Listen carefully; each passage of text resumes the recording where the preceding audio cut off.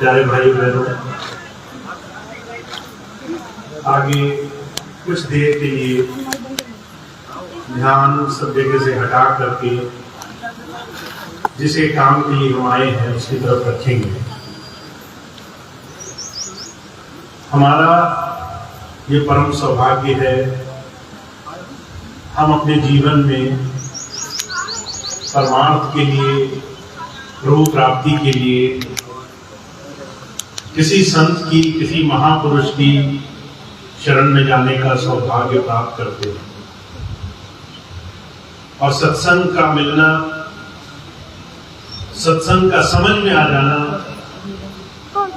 ये प्रभु कृपा की सबसे बड़ी देन है। आज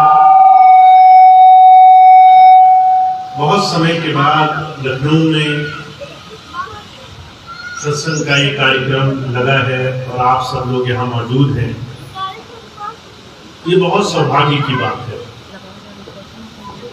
संतों महापुरुषों का ज्ञान बहुत ही अभ्यास का, बहुत ही अपने जीवन में अनुभूति, किसी भी रास्ते पर चलने का, उसको अमल में लाने का एक रास्ता होता है। कहना सुनना,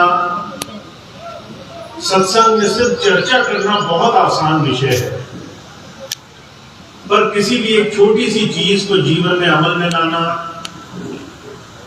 कई बार इसमें वर्षों लग जाते हैं। अभ्यास को जीवन में उतारने में बहुत समय हमारे जीवन में लगता है। इसलिए आज थोड़ा इस बात को समझने का प्रयास करेंगे कि बिना अभ्यास के कैसे मन हमें बहुत मेहनत के बाद भी, बहुत समय देने के बाद भी भटका सकता है, और कैसे अगर हम शरणागत हो, सेवा में लगे हो, गुरु के बताए हुए रास्ते से अपने जीवन को विकारों से मुक्त कराने के लिए प्रयास करते रहें, तो हमें ये बात समझ में आती है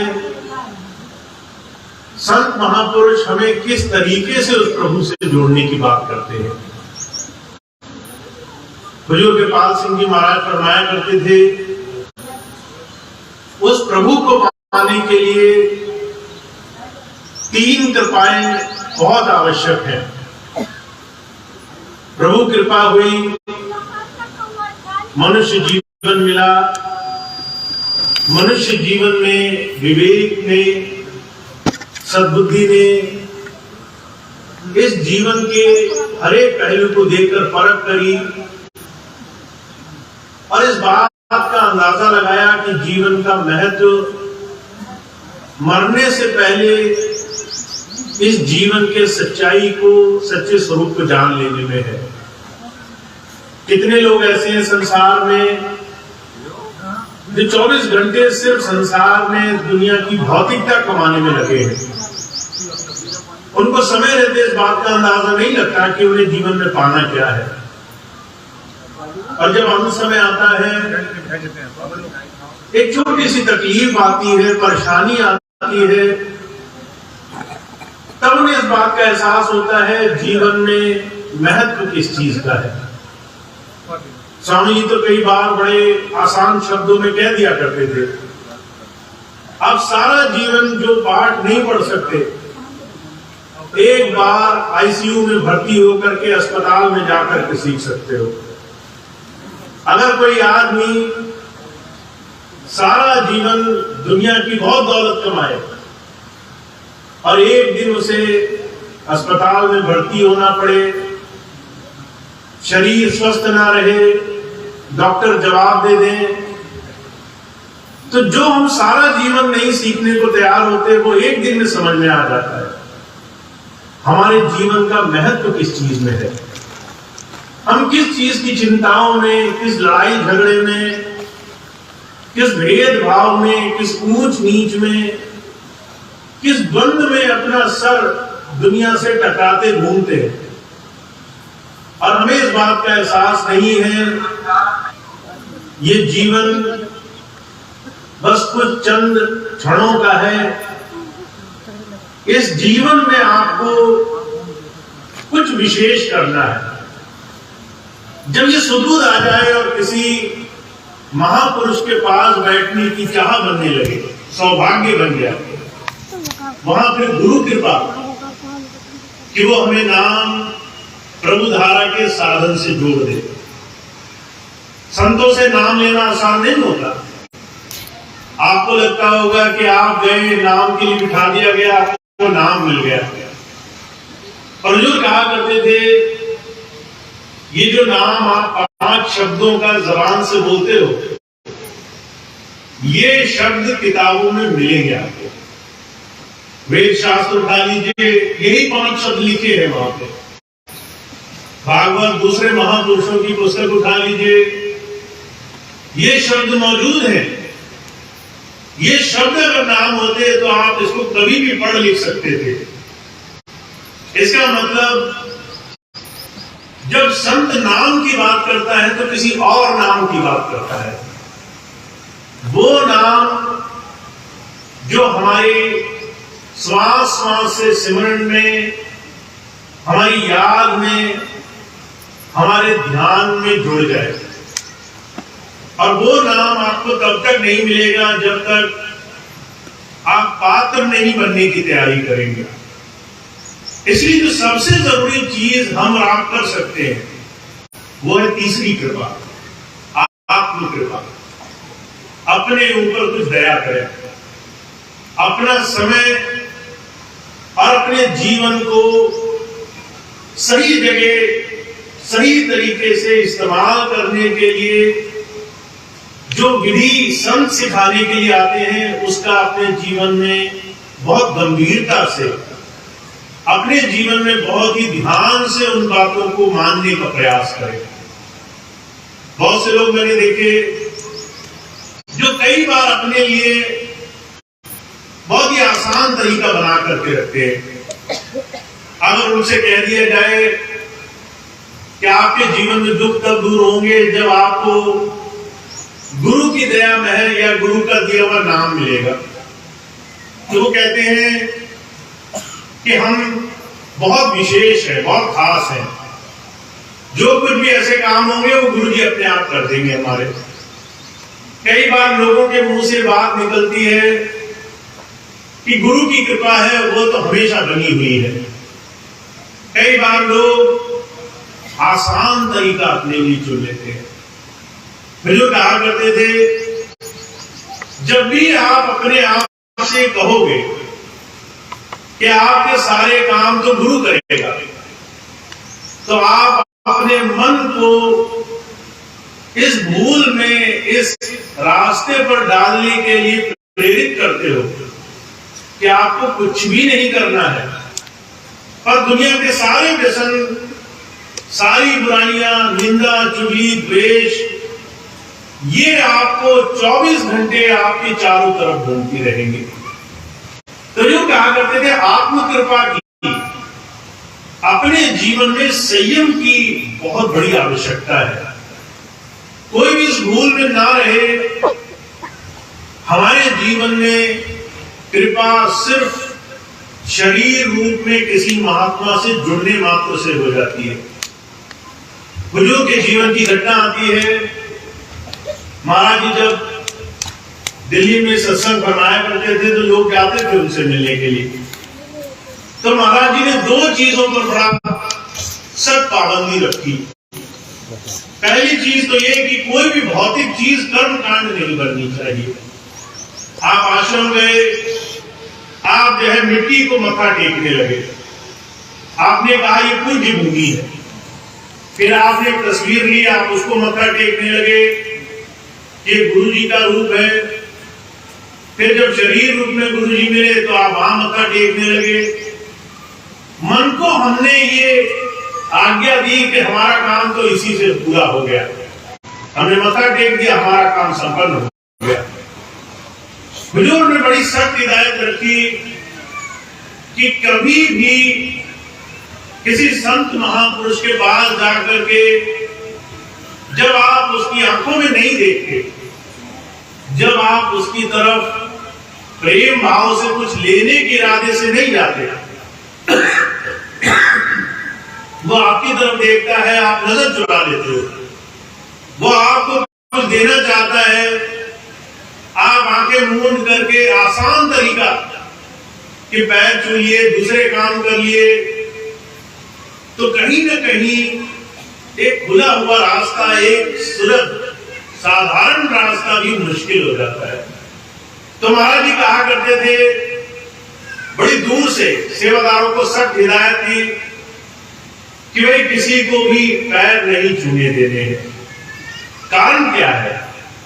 संत जब भी इस तरह के कोई काम करता है, वो ये नहीं कि आपको किसी चीज से वंचित रखना चाहता है, वो आपको सही रास्ते से जोड़ने के लिए आया है।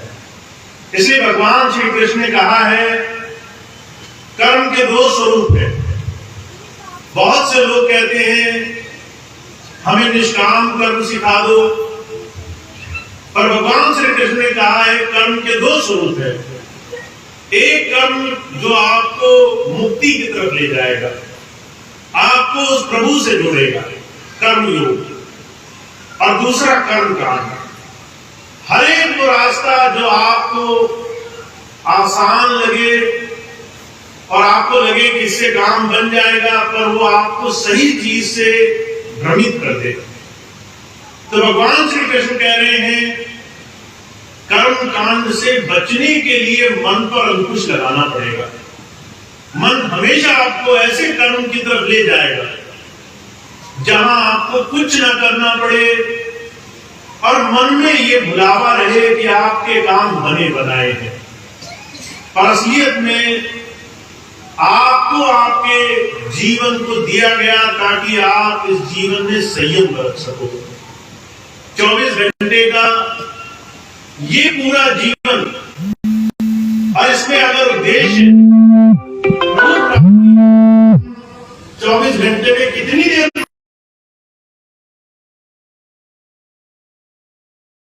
दूसरी तरफ जीवन का एक एक क्षण संसार के कर्मों में लगा हुआ है, तो फिर भक्ति जीवन कैसे हुआ? क्योंकि हमारा पूरा जीवन जिस कर्म को करके संसार में बंधने में लगा है, उससे मुक्ति का रास्ता इन्हीं पूरी दिनचर्या में होकर के हमें प्राप्त होगा। इसलिए जब संतों के पास आप जाओ, महापुरुषों के पास जाओ, तो सिर्फ बातों को कहने सुनने में समय बर्बाद नहीं करना चाहिए, बल्कि उनकी बात को अमल में कैसे लाना है, इस बात को जीवन में उतारने का प्रयास होना चाहिए। तो आज हम इस बात को थोड़ा सा गौर से देखेंगे। सबसे बड़ा मुद्दा यह है, आपकी पूरी दिनचर्या, गृहस्थ, ये दुनिया के साथ साथ जीवन में उस प्रभु की तरफ जुड़ने के लिए आपको मिली है। अगर आप पूरे जीवन में संयम बरत सकते हो, तो प्रभु से मिलना अपने आप सहज हो जाएगा।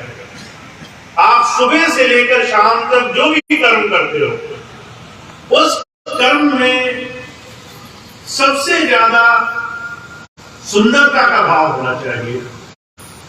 अगर आप परिवार में हैं और आपकी 5-6 जिम्मेदारियां हैं, उन जिम्मेदारियों का कितना सुंदर से आप निर्वाह कर सकते हो।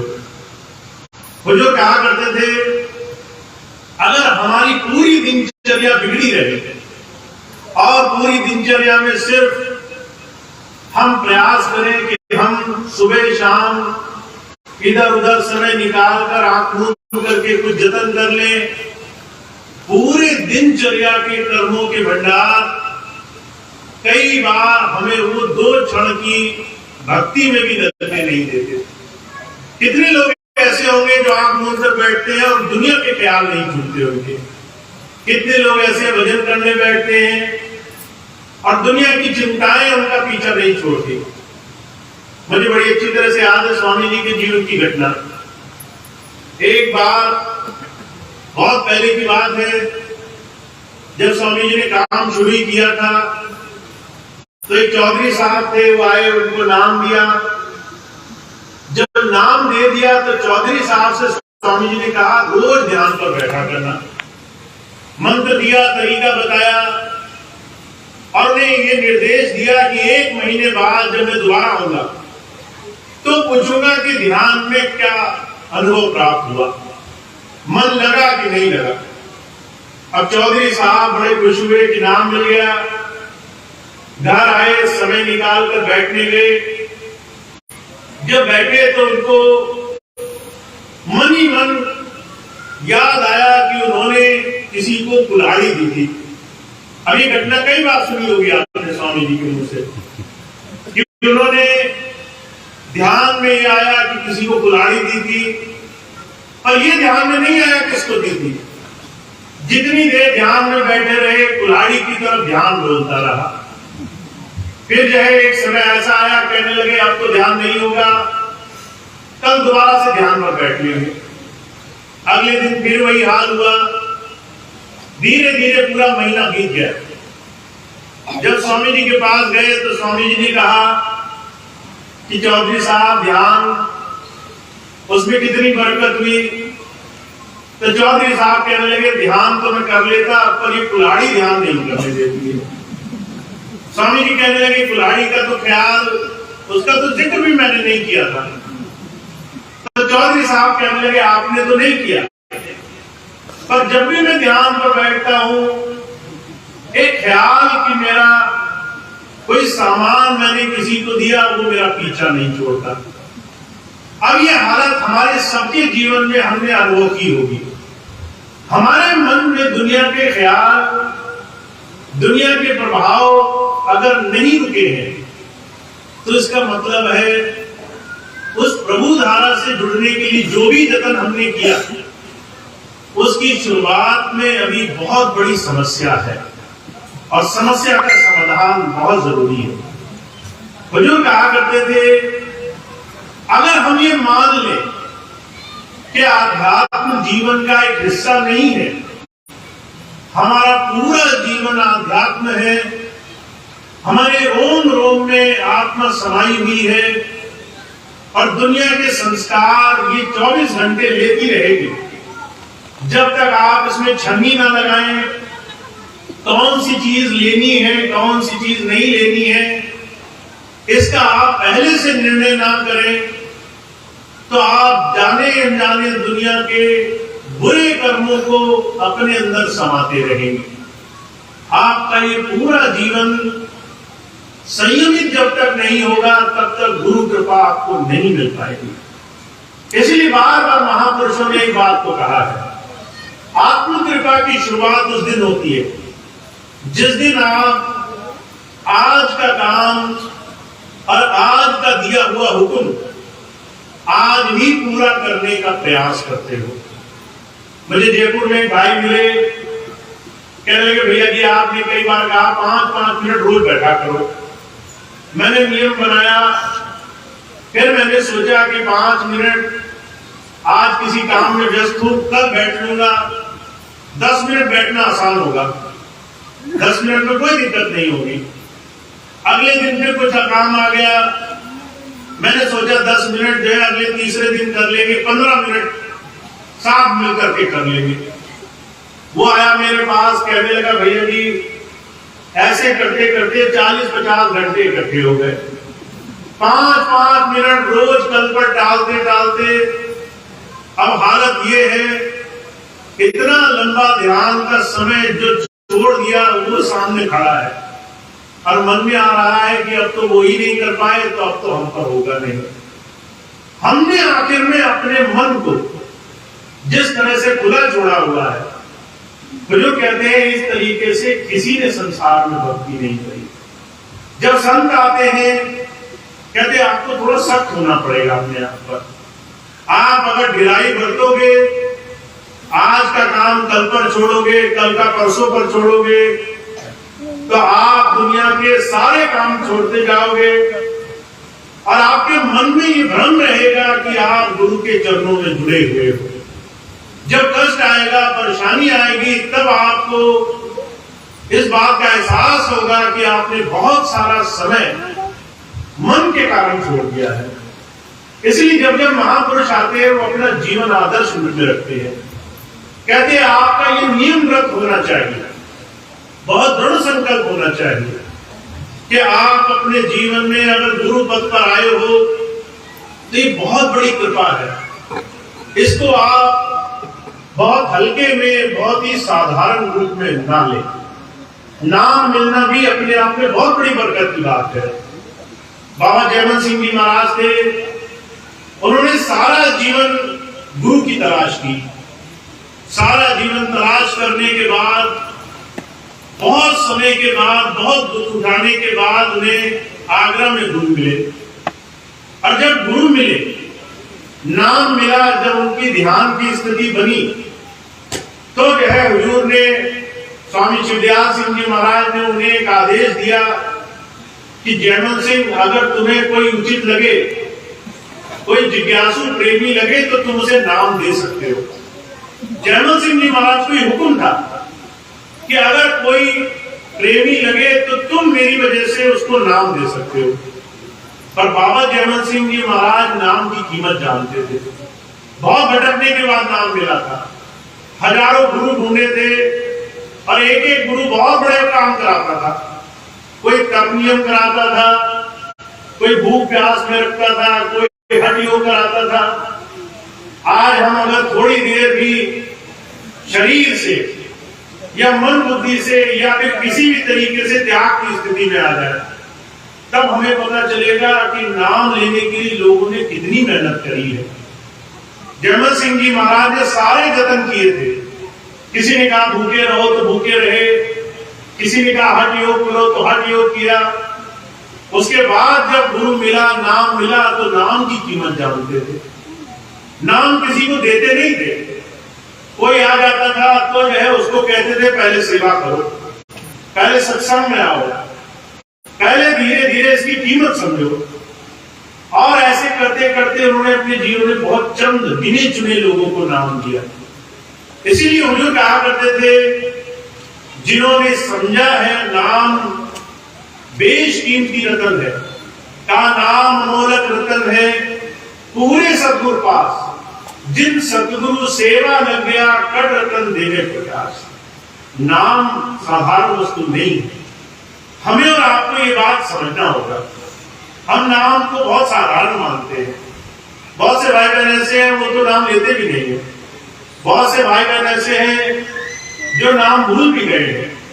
अभी पिछले दिनों में एक भाई से मिला, वो कह रहा है भैया जी मुझसे नाम सुन लो, मेरे को शायद नाम पूरी तरीके से भी याद भी नहीं हुआ।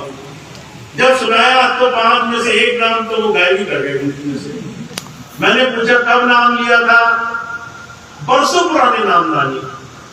पर जब नाम को आप कोई कीमत नहीं देंगे, उसके अभ्यास में समय नहीं देंगे, अपने आप को गुरु के दिए हुए नियम और व्रत पर चलाने के लिए कदम नहीं उठाएंगे, तो मन में एक भ्रम रह जाएगा कि हम गुरु से जुड़े हुए हैं।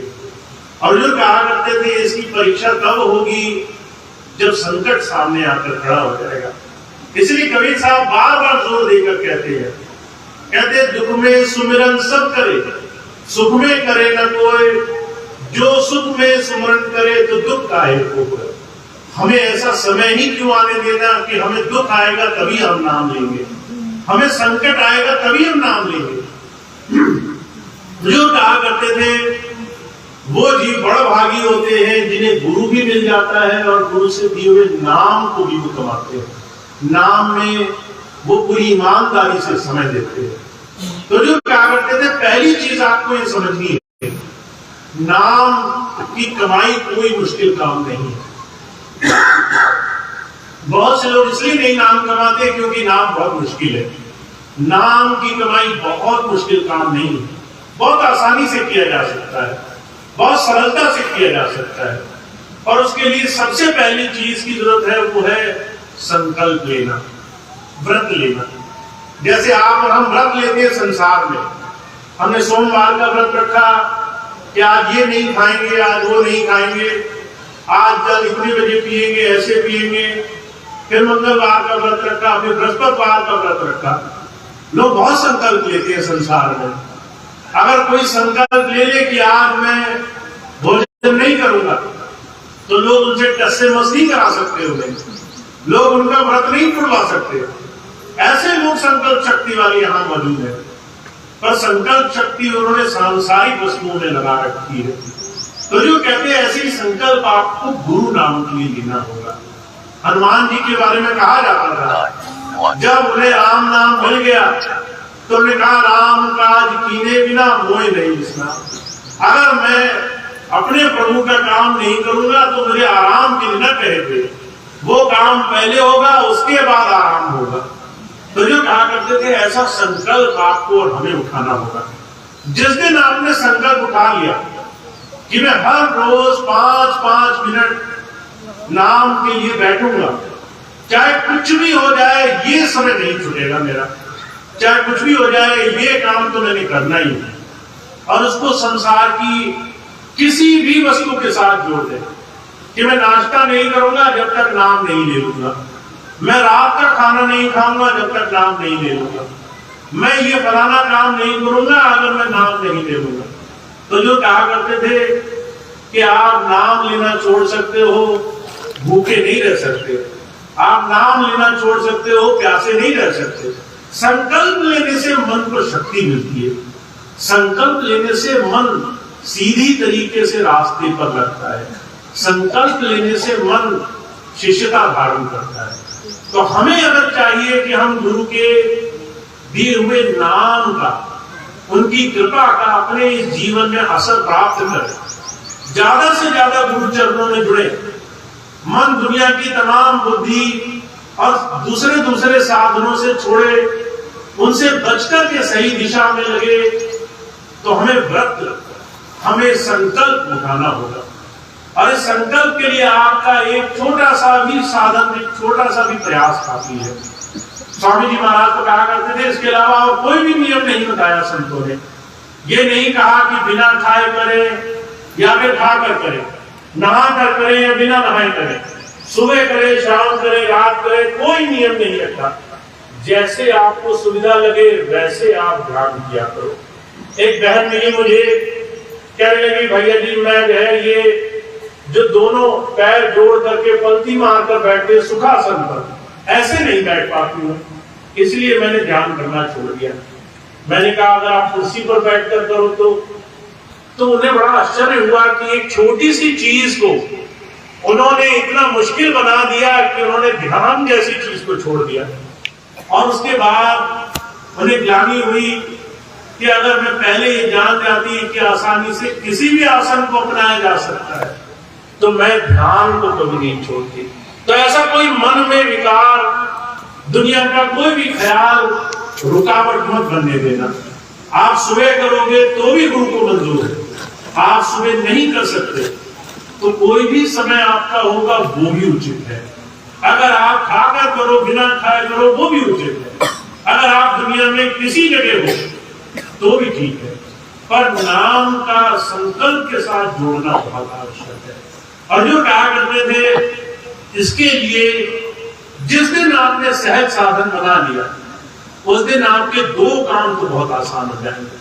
पहला काम ये कि आपके संसार के तमाम काम बड़ी आसानी से बनने लग जाएंगे। जिस दिन आपने अपनी दिनचर्या को, आपको कर्म योग से जोड़ दिया, अपने एक एक काम को वो गुरु की याद से जोड़ दिया, अपने जीवन को नाम से जोड़ दिया, उस दिन आपकी चिंताएं दूर होने लग जाएंगी। शहंशाह जी महाराज कहा करते थे, ये निशानी होती है सत्संगी की। अगर वो सत्संग से जुड़ गया है, अगर वो गुरु के विश्वास से, भरोसे से जुड़ गया है, तो उसकी चिंता अचिंत हो जाती है, उसको चिंताएं नहीं रहती। कोई अगर चिंता कर रहा है और ये भी कहता जा रहा है कि मुझे गुरु पर बहुत बड़ा विश्वास है, तो ये दोनों चीजें साथ नहीं चल सकती। इसलिए वो जो कहा करते थे, अगर आप ये मानते हो कि गुरु चरणों में जुड़ गए हो तो आपकी 2-3 निशानियां हैं वो आपको दिखने लगेंगी। जैसे कोई कहे कि मैंने गंदे कपड़े पर खूब साबुन लगाया और उसके बाद उसका कपड़ा गंदा का गंदा रहे तो आप मानोगे नहीं। ठीक उसी तरह से अगर कोई सत्संगी है और वो कहे मैं तो 20 साल पुराना सत्संगी हूं और उसके बाद भी उसकी कुछ चीजें बदले नहीं, तो इसका मतलब गुरु नाम लिया नहीं उसने, सिर्फ वो शब्दी नाम लेकर के बाहर ही बाहर घूम रहा है, जीवन में बदलाव के लिए कुछ किया नहीं उसने। तो शहंशाह जी महाराज कह रहे हैं 2-3 निशानियां हैं। सबसे पहली निशानी क्या है? कहते चाह गई चिंता गई मनवा बेपरवाह, जिसको कुछ नहीं चाहिए सो चाहत। अगर आपको गुरु के चरणों में बैठने का सौभाग्य मिल गया है तो पहली चीज तो गुरु पर विश्वास बनने लगेगा, और विश्वास जिस दिन बनता है कहते आपकी चिंताएं मिटने लग जाती है। आपको दुनिया में किसी चीज की चिंता नहीं रहती, ना आपको ये चिंता रहेगी कि मेरा क्या होगा, ना ये चिंता होगी कि मेरा भविष्य कैसा है, ना ये चिंता होगी कि मेरे बच्चे, मेरा परिवार, मेरा दुनिया का कोई भी काम कैसे चलेगा। अचिंत अवस्था ये गुरु के विश्वास का सबसे पहला उदाहरण है। इसलिए शहंशाह जी महाराज कह रहे अपने आप को परखो, अपने आप को रोज देखो कि आपने गुरु पर, गुरु के नाम पर विश्वास टिकाना शुरू किया कि नहीं किया।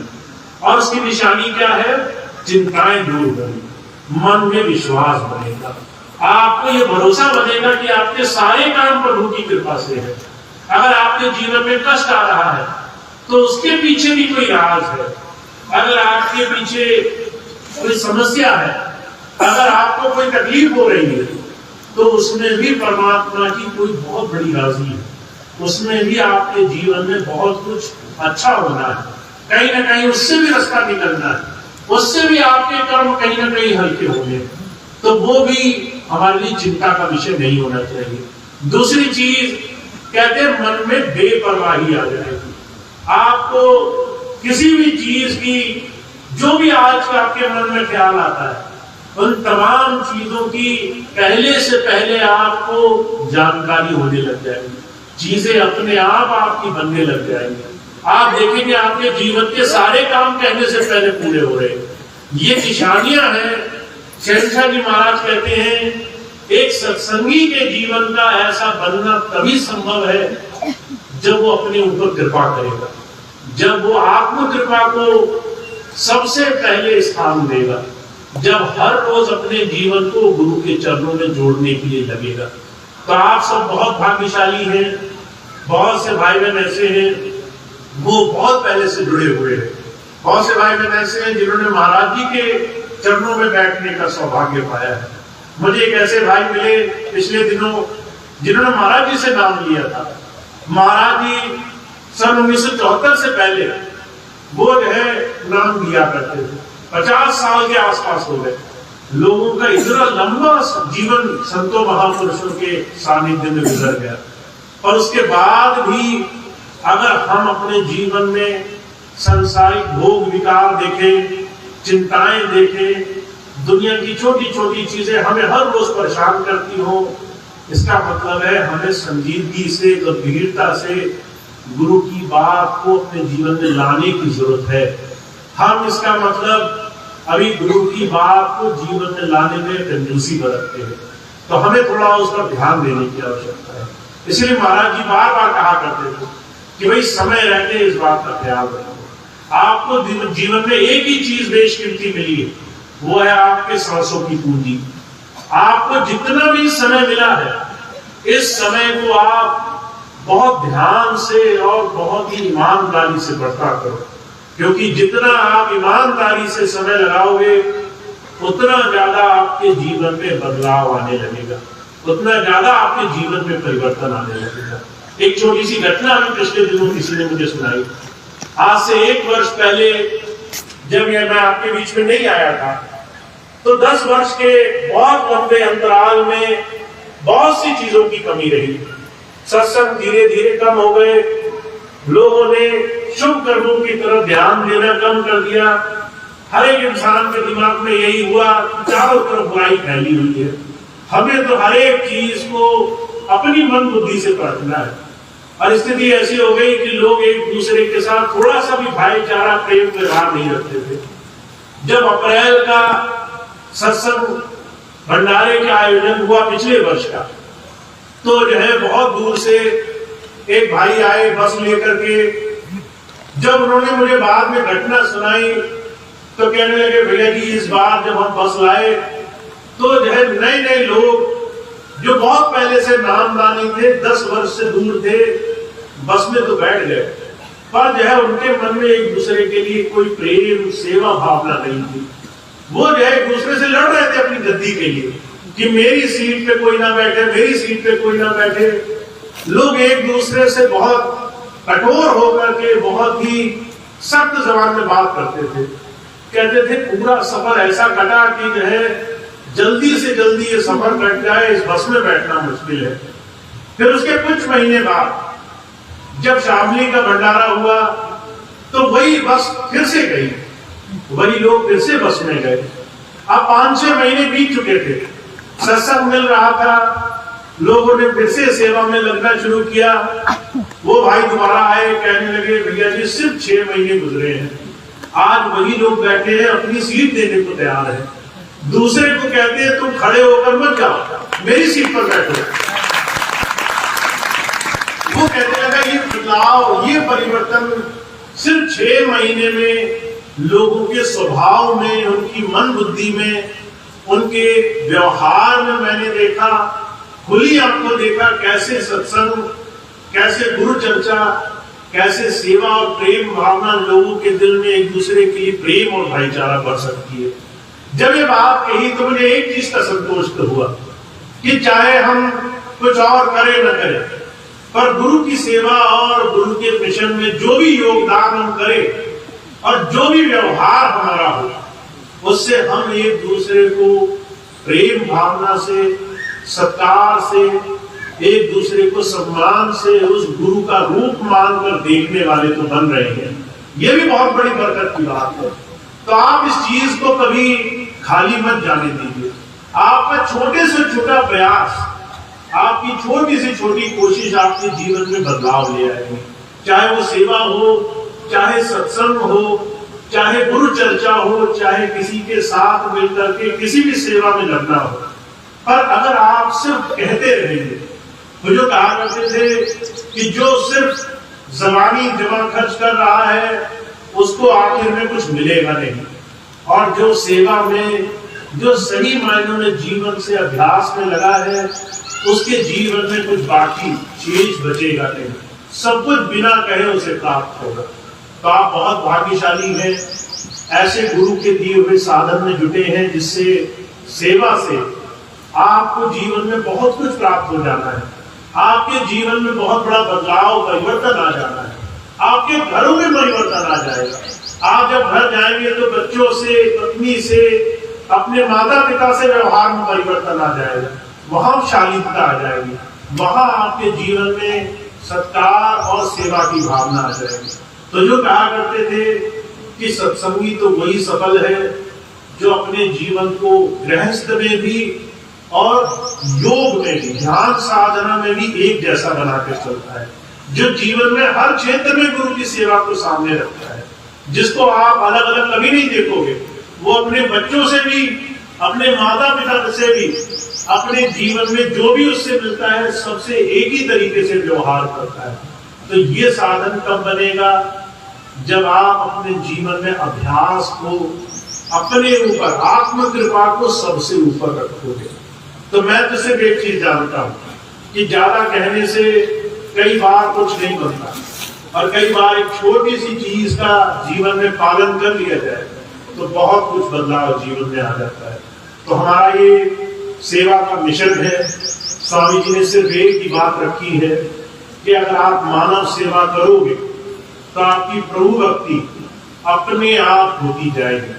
आपको इस सेवा के मिशन में अपना जो भी अनुष्ठान देना है, जिस तरह से भी आप लग सकते हो, तन से, मन से, समय से, आप जितना भी समय दे सकते हो, वो आपके जीवन में एक ऐसा जमाधन होगा जो आपके लिए हर तरीके से लाभकारी होगा, शुभकर होगा, आपके जीवन में बहुत बड़ा परिवर्तन ले आएगा। तो इस रास्ते को जीवन में अपनाना बहुत जरूरी है। मैं अभी 2 मिनट आपको इस चीज के बारे में और बताऊंगा। कारण ये है कि हमारे व्यवहारिक जीवन में इसका आना बड़ा जरूरी है। आप सबको मालूम है, हम सब लोग पिछले 1 वर्ष से इस प्रयास में हैं। मैं पिछली बार 15 अप्रैल को यहाँ पर समीला आश्रम में आपसे मिला था और लगभग 1 वर्ष पूरा होने जा रहा है। अब 1 वर्ष में इतनी संगत दोबारा से एकजुट हुई है। सभी भाई बहन फिर से स्वामी जी का नाम ले रहे हैं, सभी फिर से सत्संग से जुड़े हैं, अपने जीवन को बदलाव में लाने के लिए प्रयास कर रहे हैं, रोज भजन सिमरन करते हैं, सेवाओं में लगते हैं। ये बहुत गर्व की बात है। तो आप सबको मैं इसके लिए आभार भी देता हूँ कि आप सब लोग 1 वर्ष में पूरे तन मन धन से लगे हुए हैं गुरु की सेवा में, अपने जीवन को सही रास्ते पर लगाने में।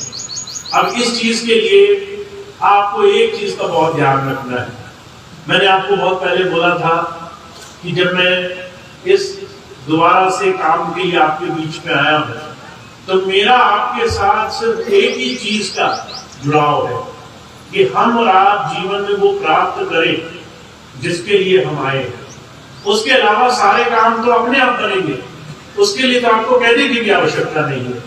पर हम अपने जीवन में उस यज्ञ में, उस अनुष्ठान में लगे जिससे हम गुरु के बताए हुए रास्ते से अपने जीवन को सफल करें। तो इसके लिए आने वाले समय में अब दोबारा से सेवाओं के कार्यक्रम शुरू होने जा रहे हैं। आज ये पहली बार है जब लखनऊ आश्रम में सत्संग हुआ और पहली बार बहुत समय के बाद एक सेवा कैंप का आयोजन हुआ है। बहुत प्रेमी हमारे ये डॉक्टर साहब हैं जिन्होंने आकर के इस बार सहयोग किया है कि हम फिर से सेवा के कार्यों में सहयोग करें। तो आज पहली बार बहुत वर्ष बाद दोबारा से लखनऊ से सेवा कार्य का शुरुआत हो रही है। अब धीरे धीरे इस रास्ते में आप सब लोग जितना जुड़ सकते हैं उतना ज्यादा हम इस सेवा कार्य को आगे ले जा सकते हैं, उतना ज्यादा इस सेवा कार्य को हम अलग अलग सत्संग क्षेत्रों तक, अलग अलग स्थानों तक, अलग अलग संगत तक पहुंचा सकते हैं कि कैसे सेवा हमारे जीवन में सर्वोपरि होनी चाहिए। तो सबसे पहली चीज तो ये धीरे धीरे इस चीज की शुरुआत होने लगी है। दूसरी खास बात ये है, मैंने आपको आज से कुछ समय पहले बताया था कि मैं एक संकल्प लेकर के यहाँ आया था कि जो भी अव्यवस्थाएं पिछले 10 वर्ष में फैल गई है, हमारे पास आश्रम तो थे, जमीनें तो थी, पर धीरे धीरे वहां पर रहने वाले तमाम भाई बहनों की बड़ी अव्यवस्था, बड़ी असुविधा होने लगी थी। अभी पिछले दिनों संत कृपाल नगर आश्रम में लंगर की व्यवस्था बंद कर दी गई, दूसरी और समस्याएं खड़ी हुई। तो ये अव्यवस्थाएं हमारे गुरु परिवार में, हमारे सत्संग परिवार में नहीं होनी चाहिए और इसके लिए हम सब लोग प्रयास कर रहे हैं। तो इसके लिए 2 चीजें हो रही हैं जिसको आप सबको जानना जरूरी है। पहली चीज तो ये, जो भाई बहन सेवा कार्यों में बढ़ चढ़ करके स्वामी जी के नाम को या फिर उनके आश्रम व्यवस्था को फिर से बहुत सुंदर ढंग से करना चाहते हैं, वो अब हमारे साथ लग करके सेवा के मिशन में बढ़ रही है। और साथ साथ कुछ लोग ऐसे भी हैं जो किसी कारणवश अपने किसी स्वार्थ की वजह से या किसी और दूसरी वजह से वो अपने बहुत पुराने काम, अपनी पुरानी चीजें छोड़ने को तैयार हैं। वो प्रयास कर रहे हैं कि आश्रमों में सत्संग न हो, वो प्रयास कर रहे हैं कि लोग जो आश्रमों में रहते हैं वो परेशान हो, उन्हें तकलीफें हो, उनको असुविधाएं बढ़ती जाएं। तो ऐसे लोगों को अब प्यार से समझाने की जो समय सीमा थी वो काफी हद तक समाप्त हो चुकी है। तो अगर आपको ऐसी खबर सुनाई दे कि पुराने कुछ लोग ऐसे हैं जिन पर कुछ कार्रवाइयां हो रही हैं, प्रशासनिक कार्रवाइयां हो रही हैं, तो आप लोग मन पक्का कर लें कि जिसने कहीं ना कहीं गलत काम में हाथ डाला तो उसको कहीं ना कहीं उसका भुगतान तो देना ही पड़ेगा। कुछ यहाँ देना पड़ेगा, कुछ वहां स्वामी जी के दरबार में देना पड़ेगा। तो उसे तो अगर आपको इस बीच में कोई कुछ भी कहता है कि संगीला आश्रम में इस वक्त कार्रवाई हो रही है, कुछ लोगों के खिलाफ सख्त कदम उठाए गए हैं, प्रशासनिक तौर से कुछ हो रहा है, तो अब आप इसको समय की मांग समझ लीजिए कि जो 10 वर्ष में नहीं मान पाया, पिछले 1 वर्ष में लगकर भी नहीं मान पाया, तो अब वो प्यार से शायद मानेगा नहीं। तो जो भी होगा वो अब स्वामी जी जाने, हम उसमें ज्यादा कुछ नहीं कर सकते। बोलो भैया जी महाराज की जय।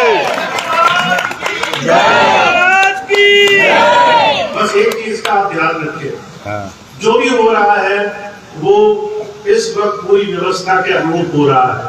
अब इसमें से 2 ही चीज निकलेंगी आगे।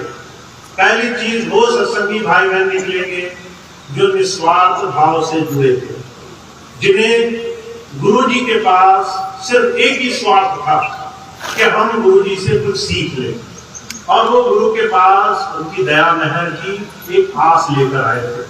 वो भाई बहन से जुड़े रहे थे।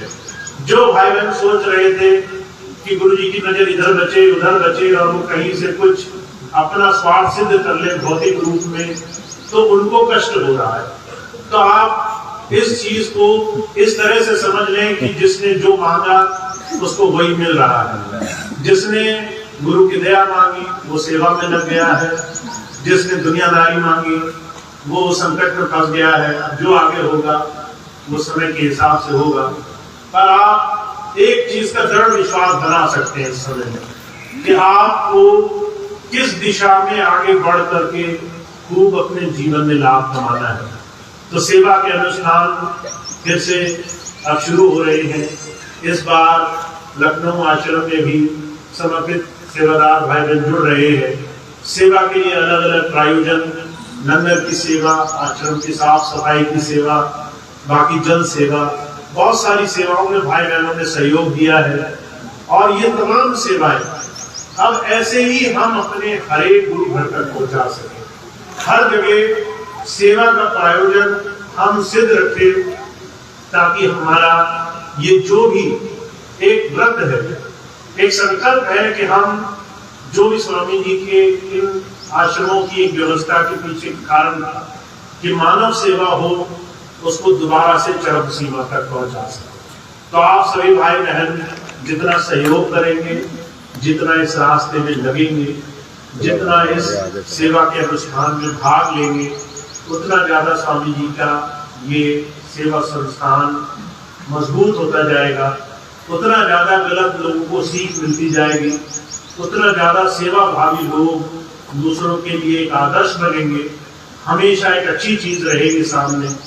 और इस चीज को आप थोड़े से सहयोग से बना सकते हैं।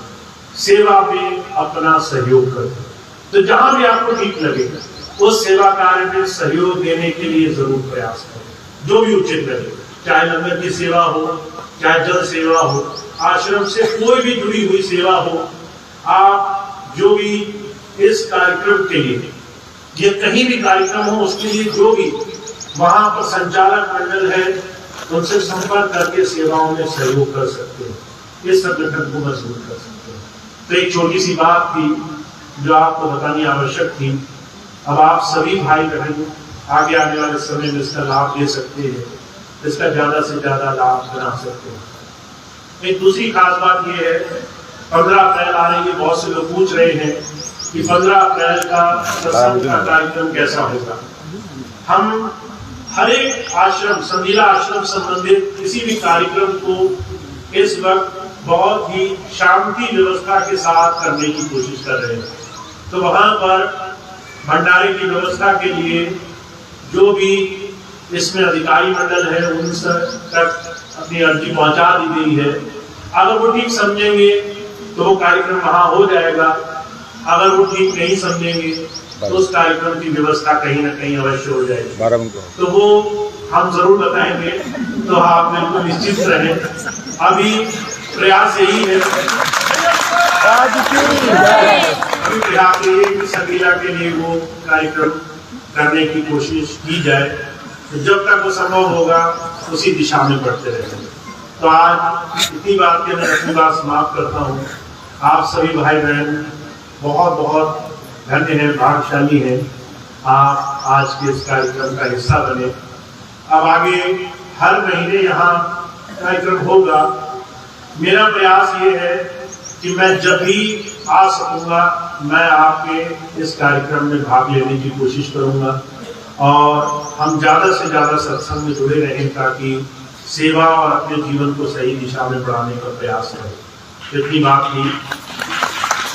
अब एक प्रार्थना होगी और उसके बाद आज का कार्यक्रम समाप्त होगा। प्रार्थना।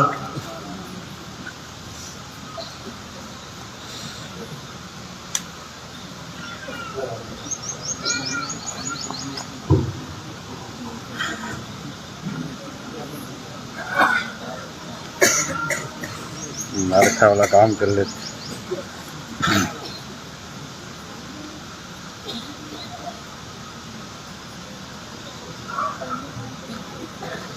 मार्खा वाला काम कर लेते।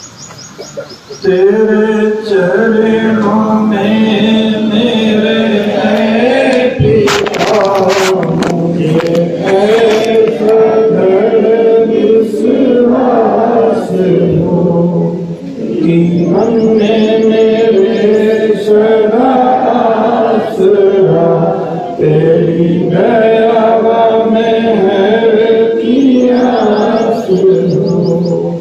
तेरे चरणों में मेरे पिता, मुझे ऐसा दृढ़ विश्वास हो कि मन में मेरे सदा आसरा तेरी दया में है कि आस हो। चले आए कभी दुख की घटा या पाप करम की होए कथन। चले आए कभी दुख की घटा या पाप करम की होए कथन। तेरा नाम गाए मेरे चित्त बसा, तेरी दया में है कि आस हो। तेरा नाम गाए मेरे चित्त बसा, तेरी दया में है कि आस हो। तेरे चरणों में मेरे पिता, मुझे ऐसा दृढ़ विश्वास हो कि मन में मेरे सदा आसरा तेरी दया में है कि आस हो। यह काम जो हमने सिर लिया, करे मिल के हम तेरे बाल सब। यह काम जो हमने सिर लिया, करे मिल के हम तेरे बाल सब। तेरा हाथ हम पर रहे बना, तेरी दया में की आस हो। तेरा हाथ हम पर रहे बना, तेरी दया में की आस हो। तेरे चरणों में मेरे है पिता, मुझे ऐसा दृढ़ विश्वास हो कि मन में मेरे सदा आसरा तेरी दया में की आस हो। बोलो स्वामी जी महाराज की। भैया